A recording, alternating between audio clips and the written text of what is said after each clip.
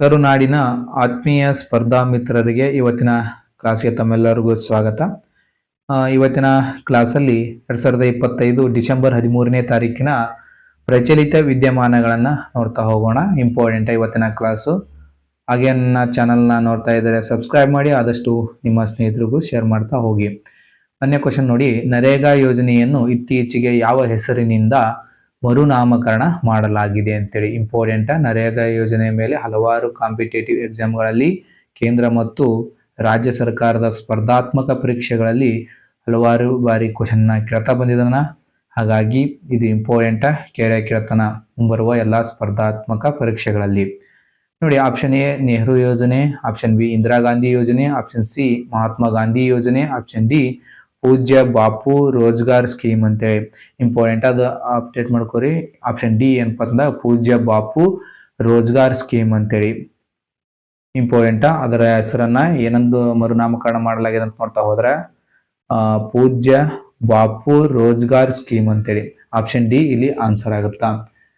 Next ನೋಡಿ, ಇಲ್ಲಿ news paper ಅಲ್ಲಿ ಬಂದಿದ್ದು ಇಂಪಾರ್ಟೆಂಟ್. ನರೇಗಾ ಹೆಸರು ಬದಲು ಅಂತೇಳಿ. ಇನ್ನು ಪೂಜ್ಯ ಬಾಪು ರೋಜ್ಗಾರ್ ಸ್ಕೀಮ್ ಅಂತೇಳಿ ಅದರ ಹೆಸರನ್ನ ಮರುನಾಮಕರಣ ಮಾಡಲಾಗಿದೆ ಅಂತೇಳಿ ತಮಗೆ ಗೊತ್ತಿರಲಿ. ಕೇಂದ್ರದಲ್ಲಿ ಯುಪಿಎ ಸರ್ಕಾರ 2005ರಲ್ಲಿ ಜಾರಿಗೆ ತಂದಿದ್ದ ಮಹಾತ್ಮ ಗಾಂಧಿ ರಾಷ್ಟ್ರೀಯ ಉದ್ಯೋಗ ಖಾತ್ರಿ ಯೋಜನೆ ಅಥವಾ ನರೇಗಾ ಅಂತೇಳಿ ಕರೆಯಲಾಗ್ತಿತ್ತು. ಹೆಸರು ಬದಲಾಯಿಸಲು ಕೇಂದ್ರ ಸಚಿವ ಸಂಪುಟ ಇತ್ತೀಚೆಗೆ ನಿರ್ಧಾರವನ್ನ ಮಾಡಿದೆ. ಅದರ ಜೊತೆಗೆ ಇನ್ನೊಂದು ಏನಪ್ಪ ಇಂಪಾರ್ಟೆಂಟ್ ವಿಷಯ ಅಂತ ನೋಡ್ತಾ ಹೋದ್ರ, ಮೊದಲು ಏನಪ್ಪಾ ಅಂತ 100 ದಿನದ ವರ್ಷದಲ್ಲಿ 100 ದಿನ ಕೂಲಿಯನ್ನ ಒದಗಿಸಿಕೊಡಲಾಗ್ತಿತ್ತು. ಅದನ್ನ 125 ದಿನಕ್ಕೆ ಹೆಚ್ಚಳ ಮಾಡಲಾಗಿದೆ ಅಂತೇಳಿ ತಮಗೆ ಗೊತ್ತಿರಲಿ. ಇಂಪಾರ್ಟೆಂಟ್. ಸಚಿವ ಸಂಪುಟ ಇದಕ್ಕೆ ಒಪ್ಪಿಗೆ ನೀಡಿದೆ. 100 ದಿನದ ಕೂಲಿಯನ್ನ 125 ದಿನಗಳ ಕಾಲ ಏನಪ್ಪ ಅಂತಂದ ಕೂಲಿಯನ್ನ ಒದಗಿಸಲಾಗುವುದೆಂದು ಹೇಳಿಪ್ಪ ಅಂತಂದಾಗ ಸಚಿವ ಸಂಪುಟ ನಿರ್ಧಾರ ಮಾಡಿದೆ ಅಂತೇಳಿ ತಮಗೆ ಗೊತ್ತಿರಲಿ. ಇಂಪಾರ್ಟೆಂಟ್ ಇದು. ನೆಕ್ಸ್ಟ್ ನೋಡಿ, ಮೇಕೆದಾಟು ಡ್ಯಾಮ್ ಯಾವ ನದಿಗೆ ನಿರ್ಮಿಸಲಾಗಿದೆ? ಮೇಕೆದಾಟು ಏನಪ್ಪ ಅಂತಂದಾಗ ಇತ್ತೀಚೆಗೆ ಅದಕ್ಕೊಂದು ಡ್ಯಾಮ್ ಅನ್ನ ಅಥವಾ ಮೇಕೆದಾಟು ಯೋಜನೆ ಅಂತ ಬರ್ತೈತಿ, ನಿರ್ಮಿಸಲಾಗುತ್ತಿದೆ. ಯಾವ ನದಿಗೆ ನಿರ್ಮಿಸಲಾಗುತ್ತಿದೆ ಅಂತ ನೋಡ್ತಾ ಹೋದಾಗ option A Kaveri, option B Krishna, option C Godavari, option D Malaprabha ಅಂತೇಳಿ. ಇಲ್ಲಿ ಆನ್ಸರ್ ತಮಗೆ ಗೊತ್ತಿರಲಿ. ಇಂಪಾರ್ಟೆಂಟ್. ಕಾವೇರಿ ನದಿಗೆ ಮೇಕೆದಾಟು ಅಣೆಕಟ್ಟು ಅಥವಾ ಮೇಕೆದಾಟು ಡ್ಯಾಮ್ ಅನ್ನ ಯಾವ ನದಿಗೆ ಅಂತಂದ ಕಾವೇರಿ ನದಿಗೆ. ಎಲ್ಲಿಪ್ಪ ಅಂತ ನೋಡ್ತಾ ಹೋದಾಗ ಇಂಪಾರ್ಟೆಂಟ್ ತಮಗೆ ಗೊತ್ತಿರಲಿ, ರಾಮನಗರ ಜಿಲ್ಲೆಯ ಮೇಕೆದಾಟು ಎಂಬ ಪ್ರದೇಶದಲ್ಲಿ ಕಾವೇರಿ ನದಿಗೆ ಏನಪ್ಪ ಅಂತಂದಾಗ ಒಂದು ಡ್ಯಾಮ್ ಅನ್ನ ನಿರ್ಮಿಸಲಾಗ್ತಿದೆ. ಇಂಪಾರ್ಟೆಂಟ್ ತಮಗೆ ಗೊತ್ತಿಲ್ಲ ಅದರ ಹೆಸರಿನ ಮೇಕೆದಾಟು ಯೋಜನೆ ಅಥವಾ ಮೇಕೆದಾಟು ಡ್ಯಾಮ್ ಅಂತೇಳಿ. ಕೃಷ್ಣಾ ನದಿಗಿರುವ ಡ್ಯಾಮ್ ಯಾವ್ದಂದಾಗ ಲಾಲ್ ಬಹದ್ದೂರ್ ಶಾಸ್ತ್ರಿ ಅಣೆಕಟ್ಟು ವಿಜಯಪುರ ಜಿಲ್ಲೆಯಲ್ಲಿ ಕಂಡುಬರುತ್ತಾ. ಇತ್ತೀಚೆಗೆ ಏನಪ್ಪ ಅಂತಂದ್ರೆ ಸದನದಲ್ಲಿ ಇದರ ಕುರಿತು ಸಹ ಚರ್ಚೆ ಮಾಡಲಾಗಿದೆ. ಕರ್ನಾಟಕದ ಚಳಿಗಾಲದ ಅಧಿವೇಶನದಲ್ಲಿ ಕೃಷ್ಣಾ ನದಿಗೆ ಅಥವಾ ಕೃಷ್ಣೆ ನದಿಗೆ ಲಾಲ್ ಬಹದ್ದೂರ್ ಶಾಸ್ತ್ರಿ ಅಣೆಕಟ್ಟನ್ನು ನಿರ್ಮಿಸಲಾಗಿದ್ದಲ್ಲ, ಅದರ ಎತ್ತರವನ್ನ ಹೆಚ್ಚಿಗೆ ಮಾಡ್ಬೇಕಂತೇಳಿ ಪ್ರಸ್ತಾಪ ಮಾಡಲಾಗಿದೆ 524ಕ್ಕೆ. ಇಂಪಾರ್ಟೆಂಟ್ ತಮಗೆ ಗೊತ್ತಿರಬೇಕು. ಯಾವ ನದಿಗೆ ಲಾಲ್ ಬಹದ್ದೂರ್ ಶಾಸ್ತ್ರಿ ಅಣೆಕಟ್ಟು ಅಂತ ನೋಡ್ತಾ ಹೋದಾಗ ಕೃಷ್ಣೆ ಅಥವಾ ಕೃಷ್ಣಾ ನದಿಗೆ. ನೆಕ್ಸ್ಟ್ ಗೋದಾವರಿ ನದಿ ಏನಪ್ಪ ಅಂತಂದ್ರೆ ದಕ್ಷಿಣ ಭಾರತ ಅತ್ಯಂತ ಉದ್ದವಾಗಿ ಹರಿಯುವ ನದಿ ಯಾವ್ದನ್ನ ಗೋದಾವರಿ ನದಿ ಅಂತೇಳಿ ತಮಗೆ ಗೊತ್ತಿರಲಿ. ಮಲಪ್ರಭಾ ಕೃಷ್ಣೆಯ ಉಪನದಿ. ಮಲಪ್ರಭಾ ನದಿಗೆ ಇರುವ ಡ್ಯಾಮ್ ಯಾವ್ದಂದಾಗ ಇಂಪಾರ್ಟೆಂಟ್ ತಮಗೆ ಗೊತ್ತಿರಲಿ, ರೇಣುಕಾ ಜಲಾಶಯ ಅಥವಾ ಇನ್ನೊಂದು ಹೆಸರಿಂದ ಕರೆಯಲಾಗುತ್ತಾ ನವಿಲು ತೀರ್ಥ ಜಲಾಶಯ ಅಂತೇಳಿ ಮಲಪ್ರಭಾ ನದಿಗೆ. ನೆಕ್ಸ್ಟ್ ನೋಡಿ, ಮೇಕೆದಾಟು ಡ್ಯಾಮ್ ಅನುಷ್ಠಾನಕ್ಕೆ ಇಂಜಿನಿಯರ್ಗಳ ತಂಡ ರಚನೆ. ನೋಡಿ, KRS ನಿರ್ದೇಶಕರ ನೇತೃತ್ವದಲ್ಲಿ ತಂಡವನ್ನ ಆಯೋಜನೆ ಮಾಡಲಾಗಿದೆ. ಇಂಪಾರ್ಟೆಂಟ್. ಹಾಗಾಗಿ ಯಾವ ನದಿಗೆ ನಿರ್ಮಿಸಲಾಗ್ತಿದೆ ಅಂತ ನಮಗೆ ಗೊತ್ತಿರಲಿ. ಯಾವ ಜಿಲ್ಲೆಯಲ್ಲಿ ಕಂಡುಬರ್ತದೆ ಅಂದಾಗ ರಾಮನಗರ ಜಿಲ್ಲೆಯಲ್ಲಿ. ಇಂಪಾರ್ಟೆಂಟ್. ಈ ಯೋಜನೆಯ ಮುಖ್ಯ ಇಂಜಿನಿಯರ್ ಕಚೇರಿ ರಾಮನಗರದಲ್ಲಿ ಸ್ಥಾಪನೆಗೆ ನಿರ್ಧಾರ. KRS ನ ಒಬ್ಬ ಎಕ್ಸಿಕ್ಯೂಟಿವ್ ಇಂಜಿನಿಯರ್, 3 ತಾಂತ್ರಿಕ ಸಲಹೆಗಾರರು, 6 ಸಹಾಯಕ ಇಂಜಿನಿಯರ್ಗಳು, ಓರ್ವ ಸಹಾಯಕ ಆಡಳಿತ ಮುಂತಾದವರು ಇದರಲ್ಲಿ ಒಳಗೊಂಡಿದ್ದಾರೆ. ಇಂಪಾರ್ಟೆಂಟ್ ತಮಗೆ ಗೊತ್ತಿರಲಿ. ಕರ್ನಾಟಕದ ಪರ ಸುಪ್ರೀಂ ಕೋರ್ಟ್ ಆದೇಶ ಹಿನ್ನೆಲೆಯಲ್ಲಿ ಮೇಕೆದಾಟು ಸಮತೋಲಿತ ಜಲಾನಯನ ಯೋಜನೆಯ ತ್ವರಿತ ಅನುಷ್ಠಾನ ಸಂಬಂಧಿಸಿದಂತೆ ಕರ್ನಾಟಕ ಎಂಜಿನಿಯರಿಂಗ್ ಸಂಶೋಧನಾ ಕೇಂದ್ರ ನಿರ್ದೇಶಕರ ನೇತೃತ್ವದಲ್ಲಿ ತಂಡ ರಚಿಸಿ ರಾಜ್ಯ ಸರ್ಕಾರ ಆದೇಶ ಹೊರಡಿಸಿದೆ. ಇಂಪಾರ್ಟೆಂಟ್, ತಮಗೆ ಗೊತ್ತಿರಲಿ, ಸುಪ್ರೀಂ ಕೋರ್ಟ್ ಇದಕ್ಕೆ ಏನಪ್ಪ ಅಂತ ಅನುಮತಿಯನ್ನು ನೀಡಿದೆ. ಅದು ಮೇಕೆದಾಟು ಯೋಜನೆ ಡ್ಯಾಮ್ ಅನ್ನು ನಿರ್ಮಿಸಲು. ಇಂಪಾರ್ಟೆಂಟ್. ನೆಕ್ಸ್ಟ್ ನೋಡಿ, ಅಂಕೋಲಾ ಯಾವ ಜಿಲ್ಲೆಯಲ್ಲಿ ಕಂಡುಬರುತ್ತದೆ? ಇಂಪಾರ್ಟೆಂಟ್. ಇದನ್ನ ಕರ್ನಾಟಕದ ದಂಡಿ ಎಂದು ಕರೆಯಲಾಗುತ್ತಾ, ಕರ್ನಾಟಕದ ಬಾರ್ಡೋಲಿ ಎಂದು ಕರೆಯಲಾಗುತ್ತಾ. ಇಂಪಾರ್ಟೆಂಟ್. ಕರ್ನಾಟಕದ ಬಾರ್ಡೋಲಿ, ಕರ್ನಾಟಕದ ದಂಡಿ ಯಾವ್ದಂತ ಅಂಕೋಲವನ್ನ ಕರಿತೀವಿ. ಅದು ಯಾವ ಜಿಲ್ಲೆಯಲ್ಲಿ ಕಂಡು ಬರುತ್ತೆ ಅಂತೇಳಿ ನೋಡ್ತಾ ಹೋಗೋಣ. Option A Uttara Kannada, option B Dakshina Kannada, option C Udupi, option D Chamarajanagar. ಇಲ್ಲಿ ಅಂಕೋಲಾ ಯಾವ ಜಿಲ್ಲೆಯಲ್ಲಿ ಕಂಡು ಬರುತ್ತೆ ಅಂತ ನೋಡ್ತಾ ಹೋದಾಗ ಉತ್ತರ ಕನ್ನಡ ಜಿಲ್ಲೆಯಲ್ಲಿ. ಇಲ್ಲಿ ಉಪ್ಪಿನ ಸತ್ಯಾಗ್ರಹ ನೇತೃತ್ವ ವಹಿಸಿದವರು ಯಾರಂದ್ರೆ MP ನಾಡಕರ್ಣಿ. ಇದು ಯಾವ ರೀತಿಯಾಗಿ ನ್ಯೂಸ್ ಅಲ್ಲಿ ಬಂದಿತ್ತು ಅಂತ ನೋಡ್ತಾ ಹೋಗೋಣ. ನೋಡಿ, ಅಂಕೋಲಾ ನೌಕಾನೆಲೆಯಲ್ಲಿ ನಿಗೂಢ ಸ್ಫೋಟ ಅಂತೆ. ಸ್ಫೋಟದ ತೀವ್ರತೆಯ ಬಿರುಕು, ಬಿಟ್ಟ ಮನೆಗಳು, ಕಾರಣ ಅಸ್ಪಷ್ಟ. ಹಾಗಾಗಿ ಅದು ವಿಶ್ವದಲ್ಲಿ ಇರುವ ಕಾರಣದಿಂದಾಗಿ ಈ ಕ್ವಶನ್ ತೆಗೆದುಕೊಂಡು ಬಂದಿದ್ದೀನಿ. ಯಾವ ಜಿಲ್ಲೆಯಲ್ಲಿ ಕಂಡುಬರ್ತದೆ ಅಂದಾಗ ಉತ್ತರ ಕನ್ನಡ ಜಿಲ್ಲೆಯಲ್ಲಿ. ಭಾರತೀಯ ನೌಕಾನೆಲೆಯ ಸಶಸ್ತ್ರ ಸಂಗ್ರಹಾಗಾರದ ಬಳಿ ನಿಗೂಢ ಸ್ಫೋಟ ಸಂಬಂಧಿಸಿದ ಒಂದು ಇಶ್ಯೂ ಬಂದಿತ್ತು. ಹಾಗಾಗಿ ಅದು ಗೊತ್ತಿರಬೇಕು. ಇಂಪಾರ್ಟೆಂಟ್. ಅಂಕೋಲಾ ಎಲ್ಲಿ ಕಂಡುಬರ್ತದೆ ಅಂದಾಗ ಉತ್ತರ ಕನ್ನಡ ಜಿಲ್ಲೆಯಲ್ಲಿ ಅಂತೇಳಿ. ಇಂಪಾರ್ಟೆಂಟ್. ನೆಕ್ಸ್ಟ್, ಕಳಸ ಮತ್ತು ಬಂಡೂರಿ ಯಾವ ನದಿಯ ಉಪನದಿ? ಕಳಸ ಮತ್ತು ಬಂಡೂರಿ ಇವು ಎರಡು ಯಾವ ನದಿಯ ಉಪನದಿ? ಇಲ್ಲಿ ಏನು ಬರೀ ಜಿಯೋಗ್ರಫಿ ತೆಗೆದುಕೊಂಡು ಬರ್ತಾ ಇದ್ದಾರೆ ಸರ್ ಅಂತಲ್ಲ, ಇವು ಆಲ್ರೆಡಿ ಏನಪ್ಪ ಅಂತಂದ್ರೆ ನ್ಯೂಸ್ ಪೇಪರ್ ಅಲ್ಲಿ ಬಂದಿದ್ದು, ಹಾಗಾಗಿ ತೆಗೆದುಕೊಂಡು ಬಂದಿದ್ದೀನಿ. ಕಳಸ ಮತ್ತು ಬಂಡೂರಿ ಯಾವ ನದಿಯ ಉಪನದಿ ಅಂತ ನೋಡ್ತಾ ಹೋದಾಗ ಗೋದಾವರಿ, ಕಾವೇರಿ, ಮಹಾನದಿ, ಮಹದಾಯಿ ಅಂತೇಳಿ ಕೊಟ್ಟನ ಆಪ್ಷನ್ ಅಲ್ಲಿ. ಇಲ್ಲಿ ಆನ್ಸರ್ ಯಾವ್ದಾಗುತ್ತೆ ಅಂತ ನೋಡ್ತಾ ಹೋದಾಗ ಮಹದಾಯಿ ಅಂತೇಳಿ. ಮಹದಾಯಿ ನದಿಯ ಎರಡು ಉಪನದಿಗಳು ಯಾವಪ್ಪ ಅಂದಾಗ ಕಳಸ ಮತ್ತು ಬಂಡೂರಿ. ಈ ನದಿಗಳಿಗೆ ಏನಪ್ಪ ಅಂತಂದಾಗ ಈ ನದಿಗಳು ಯಾವ ನದಿ ಉಪನದಿ ಅಂತಂದಾಗ ಮಹದಾಯಿ ನದಿಯ ಉಪನದಿ. ಕಳಸ ಬಂಡೂರಿ ನಾಲಾ ಯೋಜನೆ ಅಂತ ಬರ್ತೈತಿ. ಕರ್ನಾಟಕ ಮತ್ತು ಗೋವಾ, ಮಹಾರಾಷ್ಟ್ರದ ಮಧ್ಯೆ ಏನಪ್ಪ ಅಂತಂದಾಗ ಕಾನ್ಫ್ಲಿಕ್ಟ್ಗೆ ಕಾರಣವಾಗಿದೆ, ಸಂಘರ್ಷಕ್ಕೆ ಕಾರಣವಾಗಿದೆ ಅಂತ ಹೇಳಿ ತಮಗೆ ಗೊತ್ತಿರಲಿ. ನೋಡಿ, ಮಹದಾಯಿ ಯೋಜನೆ ರಾಜ್ಯದ ಪರ ಹುಲಿ ಪ್ರಾಧಿಕಾರದಿಂದ ವರದಿ. ಕರ್ನಾಟಕ ಪ್ರಸ್ತಾವನೆ ಸರಿಯಾಗಿದೆ ಎಂದ NTCA ಅಂದ್ರೆ ಯಾವ್ದಪ್ಪ ಅಂತಂದ್ರೆ ಹುಲಿ ಪ್ರಾಧಿಕಾರ ಕರ್ನಾಟಕದ ಪರ ಬ್ಯಾಟ್ ಬೀಸಿದೆ. ಅಂದ್ರೆ ಕಳಸ ಮತ್ತು ಬಂಡೂರಿ ನಾಲಾ ಯೋಜನೆ ಇರ್ತದಲ್ಲ, ಈ ಕಳಸ ಮತ್ತು ಬಂಡೂರಿ ಎರಡು ಉಪನದಿಗಳದಾವಲ್ಲ ಮಹದಾಯಿದು, ಆ ಎರಡು ಉಪನದಿಗಳ ನೀರನ್ನ ಏನಪ್ಪ ಅಂತಂದ್ರೆ ಮಲಪ್ರಭಾ ನದಿಗೆ ತಂದು ಜೋಡಿಸುವುದು ಅದರ ಮುಖ್ಯ ಉದ್ದೇಶ. ಎಷ್ಟು TMC ನೀರನ್ನ ಮಲಪ್ರಭಾ ನದಿಗೆ ತಂದು ಬಿಡೋದಂತಂದಾಗ 3.90 ಅಥವಾ 4 TMC ನೀರನ್ನ ಮಲಪ್ರಭಾ ನದಿಗೆ ಹರಿಬಿಡುವುದು ಇದರ ಮುಖ್ಯ ಉದ್ದೇಶವಾಗೈತಿ. ಅದರ ಪರ ಏನಪ್ಪಾ ಅಂತಂದಾಗ ಹುಲಿ ಪ್ರಾಧಿಕಾರದಿಂದ ಏನಪ್ಪಾ ಅಂತಂದಾಗ ಕರ್ನಾಟಕದ ಪರವಾಗಿ ಅದು ಬ್ಯಾಟನ್ನ ಬೀಸಿದೆ ಅಂತೇಳಿ ತಮಗೆ ಗೊತ್ತಿರಲಿ. ನೆಕ್ಸ್ಟ್, ವಿನೇಶ್ ಪೊಗಟ ಯಾವ ಕ್ರೀಡೆಗೆ ಸಂಬಂಧಿಸಿದ್ದಾರೆ? ಇಂಪಾರ್ಟೆಂಟ್. ಇವರು ಸಹ ನ್ಯೂಸ್ ಅಲ್ಲಿದ್ದಾರೆ.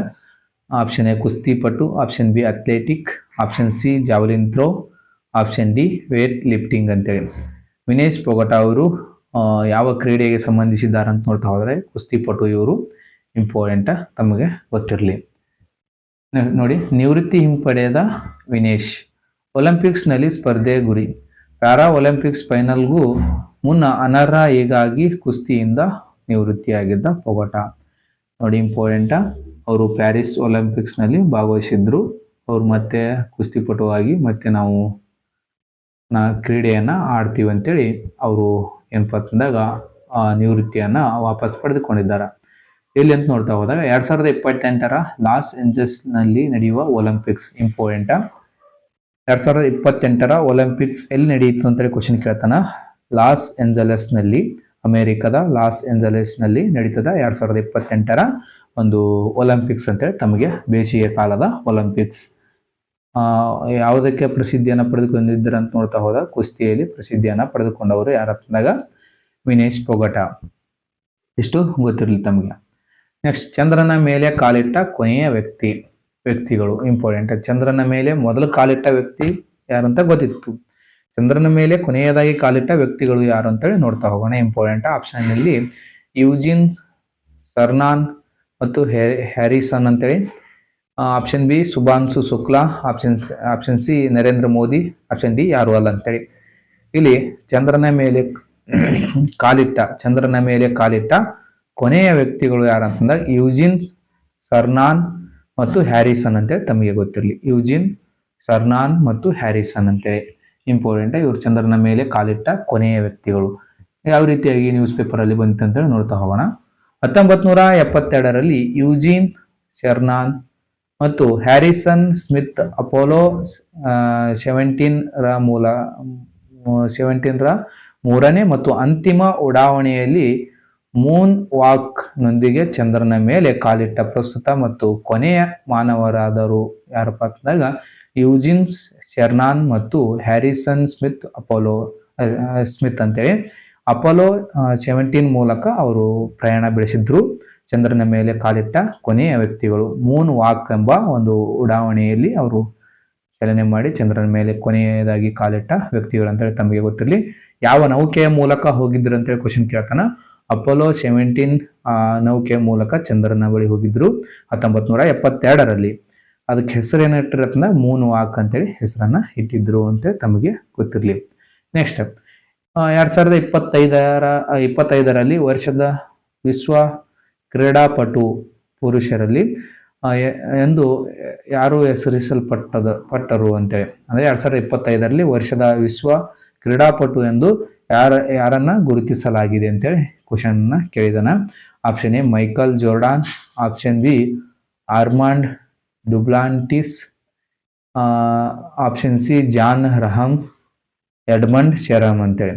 ಇಂಪಾರ್ಟೆಂಟ್ ತಮಗೆ ಗೊತ್ತಿರಲಿ. 2025ರಲ್ಲಿ ವರ್ಷದ ವಿಶ್ವ ಕ್ರೀಡಾಪಟು ಎಂದು ಯಾರಿಗೆ ನೀಡಿ ಗೌರವಿಸಲಾಗಿದೆ ಅಂತ ನೋಡ್ತಾ ಹೋದಾಗ ಆರ್ಮಾಂಡ್ ಡುಪ್ಲಾಂಟಿಸ್ ಅಂತೇಳಿ ತಮಗೆ ಗೊತ್ತಿರಲಿ. ಆರ್ಮಾಂಡ್ ಡುಪ್ಲಾಂಟಿಸ್ ಅನ್ನೋರಿಗೆ ಈ ಗೌರವವನ್ನು ನೀಡಲಾಗಿದೆ.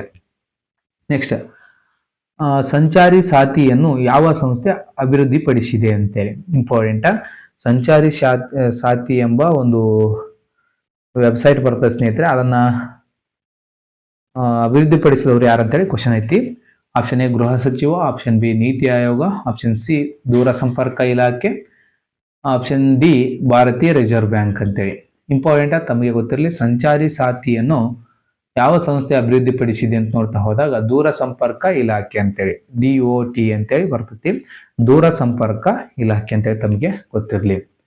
ನೆಕ್ಸ್ಟ್ ಇಂಪಾರ್ಟೆಂಟ್ ಇದು 9ನೇ ಕ್ವಶನ್. ಹೆರಾನ್ MK2 ಮಾನವರಹಿತ ವೈಮಾನಿಕ ವಾಹನವನ್ನು ಯಾವ ದೇಶ ಅಭಿವೃದ್ಧಿಪಡಿಸಿದೆ ಅಂತೇಳಿ ಕ್ವಶನ್ ಐತಿ. Important. Option A France, option B Israel, option C Russia, option D Bharat ಅಂತೇಳಿ. ಇಲ್ಲಿ ಆನ್ಸರ್ ತಮಗೆ ಗೊತ್ತಿರಲಿ. ಇಂಪಾರ್ಟೆಂಟ್ ಇಸ್ರೇಲ್ ಅಂತೇಳಿ.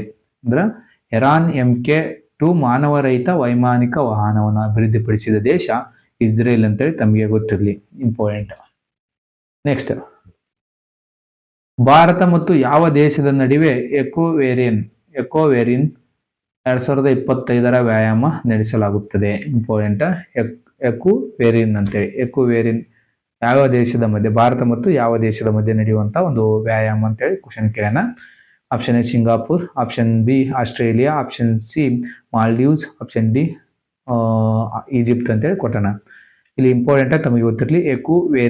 ಎಕೋವೇರಿನ್ ಅನ್ನೋದು ಯಾವ ದೇಶಗಳ ಮಧ್ಯೆ ಅಂತ ಭಾರತ ಮತ್ತು ಮಾಲ್ಡೀವ್ಸ್ ದೇಶಗಳ ಮಧ್ಯೆ ನಡೆಯುವಂತ ಒಂದು ವ್ಯಾಯಾಮ 2025ರಲ್ಲಿ ನಡೆಯಲಿದೆ. ಭಾರತ ಮತ್ತು ಮಾಲ್ಡೀವ್ಸ್ ಮಧ್ಯೆ ಎಕೋವೇರಿನ್ ಅಂತ. ಆಪ್ಷನ್ ಸಿ ಇಲ್ಲಿ ಆನ್ಸರ್ ಆಗಿರ್ತದೆ. ನೆಕ್ಸ್ಟ್ ಜಲಧನಾತ್ಮಕ ಸ್ಥಾನಮಾನವನ್ನು ಸಾಧಿಸಿದ ಭಾರತದ ಮೊದಲ ವಿಮಾನ ನಿಲ್ದಾಣ ಯಾವುದು? ನೋಡಿ ಇಂಪಾರ್ಟೆಂಟ್. ಜಲಧನಾತ್ಮಕ ಸ್ಥಾನಮಾನವನ್ನು ಸಾಧಿಸಿದ ಭಾರತದ ಮೊದಲ ವಿಮಾನ ನಿಲ್ದಾಣ ಯಾವುದು ಅಂತೇಳಿ ಕ್ವಶನ್ ಕೇಳೋಣ.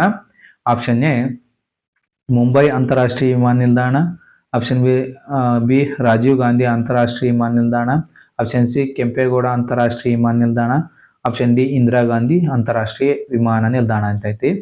ಇಂಪಾರ್ಟೆಂಟ್. ಇಲ್ಲಿ ಆನ್ಸರ್ ಯಾವ್ದಾಗುತ್ತೆ ಆಪ್ಷನ್ ಡಿ ಇಂದಿರಾ ಗಾಂಧಿ ಅಂತಾರಾಷ್ಟ್ರೀಯ ವಿಮಾನ ನಿಲ್ದಾಣ ಅಂತೇಳಿ ತಮಗೆ ಗೊತ್ತಿರಲಿ. ಜಲಧನಾತ್ಮಕ ಸ್ಥಾನಮಾನವನ್ನು ಸಾಧಿಸಿದ ಭಾರತದ ಮೊದಲ ವಿಮಾನ ನಿಲ್ದಾಣ ಅಂತೇಳಿ ತಮಗೆ ಗೊತ್ತಿರಲಿ. ನೆಕ್ಸ್ಟ್ ಯಾವ ಸಚಿವಾಲಯವು 12ನೇ ಕ್ವಶನ್. ಯಾವ ಸಚಿವಾಲಯವು ಇನ್ಕ್ರೆಡಿಬಲ್ ಇಂಡಿಯಾ 2.0 ಉಪಕ್ರಮವನ್ನು ಪ್ರಾರಂಭಿಸಿದೆ? ಆಪ್ಷನ್ ಎ ಪ್ರವಾಸೋದ್ಯಮ ಸಚಿವಾಲಯ, ಆಪ್ಷನ್ ಬಿ ಸಂಸ್ಕೃತಿ ಸಚಿವಾಲಯ, ಆಪ್ಷನ್ ಸಿ ವಾಣಿಜ್ಯ ಸಚಿವಾಲಯ, ಆಪ್ಷನ್ ಡಿ ಹಣಕಾಸು ಸಚಿವಾಲಯ. ಇಂಪಾರ್ಟೆಂಟ್ ತಮ್ಗೆ ಗೊತ್ತಿರಲಿ, ಇನ್ಕ್ರೆಡಿಬಲ್ ಇಂಡಿಯಾ 2.0 ಉಪಕ್ರಮವನ್ನು ಪ್ರಾರಂಭಿಸಿದಂಥ ಒಂದು ಸಂಸ್ಥೆ ಯಾವುದಂತ ನೋಡ್ತಾ ಹೋದಾಗ ಅಥವಾ ಸಚಿವಾಲಯ ಯಾವುದಂತ ನೋಡ್ತಾ ಹೋದಾಗ ಪ್ರವಾಸೋದ್ಯಮ ಸಚಿವಾಲಯ ಅಂತೇಳಿ ತಮಗೆ ಗೊತ್ತಿರಲಿ. ಆಪ್ಷನ್ ಎ ಪ್ರವಾಸೋದ್ಯಮ ಸಚಿವಾಲಯ. ನೆಕ್ಸ್ಟ್, ಬೊಂಡಾ ಬುಡಕಟ್ಟು ಜನಾಂಗ ಪ್ರಾಥಮಿಕವಾಗಿ ಯಾವ ರಾಜ್ಯದಲ್ಲಿ ಕಂಡುಬರುತ್ತಾರೆ ಅಂತ ತಮಗೆ ಗೊತ್ತಿರಲಿ. ಇಂಪಾರ್ಟೆಂಟ್. ಬುಡಕಟ್ಟು ಜನಾಂಗದ ಮೇಲೆ ಕ್ವಶನ್ಗಳನ್ನ ಕೇಳ್ತಾ ಬಂದಿದ್ದಾನ. ಇದು 13ನೇ ಕ್ವಶನ್. ಹೀಗೆ ಹಲವಾರು ಕ್ವಶನ್ಗಳನ್ನ ಇಟ್ಟುಕೊಂಡು ಕರೆಂಟ್ ಅಫೇರ್ಸ್ ಅನ್ನ ಚರ್ಚೆ ಮಾಡ್ತಾ ಹೋಗೋಣ. ಹೀಗೆ ಸಪೋರ್ಟ್ ಮಾಡಿ, ಸಬ್ಸ್ಕ್ರೈಬ್ ಮಾಡಿ. Option A Odisha, option B Madhya Pradesh, option C Andhra Pradesh, option D ಪಶ್ಚಿಮ ಬಂಗಾಳ ಅಂತೇಳಿ ಕೊಟ್ಟಾನ. ಬೊಂಡಾ ಬುಡಕಟ್ಟು ಜನಾಂಗ ಕಂಡುಬರುವುದು ಒಡಿಸ್ಸಾ ರಾಜ್ಯದಲ್ಲಿ ಅಂತೇಳಿ ತಮಗೆ ಗೊತ್ತಿರಲಿ. Option A. ನೆಕ್ಸ್ಟ್ ನೋಡಿ, ಇಂಪಾರ್ಟೆಂಟ್. ಇಲ್ಲಿ ನಮಗೆ ಬೇಕಾಗಿರೋ ವಿಸ್ತೃತ ರೂಪಗಳನ್ನ ನೋಡ್ತಾ ಹೋಗೋಣ. ಇಲ್ಲಿ ಏನಪ್ಪಾ ನ್ಯೂಸ್ ಪೇಪರಲ್ಲಿ ಬಂದಂತ ಒಂದು ವಿಷಯ ಆಗಿರ್ತೈತಿ. ಇಂಪಾರ್ಟೆಂಟ್. ರಡಾರ್ನ ವಿಸ್ತೃತ ರೂಪ ನೋಡ್ತಾ ಹೋಗೋಣ. Radar, RADAR. ರೆಡಾರ್ನ ವಿಸ್ತೃತ ರೂಪ ಯಾವುದಪ್ಪ ಅಂತಂದಾಗ ರೇಡಿಯೋ ಡಿಟೆಕ್ಷನ್ ಅಂಡ್ ರೇಂಜಿಂಗ್ ಅಂತೇಳಿ. ಇಂಪಾರ್ಟೆಂಟ್. ತಮಗೆ ಗೊತ್ತಿರಲಿ, ಹಲವಾರು ಬಾರಿ ಇದರ ಮೇಲೆ ಕ್ವಶನ್ನ ರೈಸ್ ಮಾಡಿದಾನ. ರೇಡಿಯೋ ಡಿಟೆಕ್ಷನ್ ಅಂಡ್ ರೇಂಜಿಂಗ್ ಅಂತೇಳಿ ರಡಾರ್ನ ಒಂದು ವಿಸ್ತೃತ ರೂಪ. ನೆಕ್ಸ್ಟ್, ರ್ಯಾಂಡಮ್ ಆಕ್ಸೆಸ್ ಮೆಮೊರಿ, ಇದು ಸಹ ಕ್ವಶನ್ ಕೇಳಿದಾನ. ನೆಕ್ಸ್ಟ್, ರಾವ್ ಅಂತ ಬರ್ತದೆ, RAW ಅಂತೇಳಿ. ರಿಸರ್ಚ್ ಅಂಡ್ ಅನಲೈಸಿಸ್ ವಿಂಗ್ ಅಂತೇಳಿ ರಾವ್ನ ವಿಸ್ತೃತ ರೂಪ. Next, RBI reserve bank of India. Next, ಇಷ್ಟು ಗೊತ್ತಿರಲಿ. ಇದರಲ್ಲಿ ಯಾವಪ್ಪ ಅಂತಂದಾಗ ರಡಾರ್, ರ್ಯಾಮ್, RAW ಅಥವಾ ರಾವ್ ಅಂತ ಕರಿತೀವಿ. ಈ ಮೂರು ತಮಗೆ ಗೊತ್ತಿರಬೇಕು. ಇಷ್ಟು ಇವತ್ತಿನ ಕ್ಲಾಸ್ ಆಗಿರ್ತದೆ ಸ್ನೇಹಿತರೆ. ಹೀಗೆ ಇದೇ ಥರ ಸಪೋರ್ಟ್ ಮಾಡಿ ಆದಷ್ಟು ನಿಮ್ಮ ಸ್ನೇಹಿತರಿಗೂ ಶೇರ್ ಮಾಡ್ತಾ ಹೋಗಿ. ಇಲ್ಲಿವರೆಗೂ ನನ್ನ ವಿಡಿಯೋವನ್ನು ನೋಡಿದ್ದಕ್ಕಾಗಿ ನಮಗೆ ಧನ್ಯವಾದಗಳು. Thank you so much.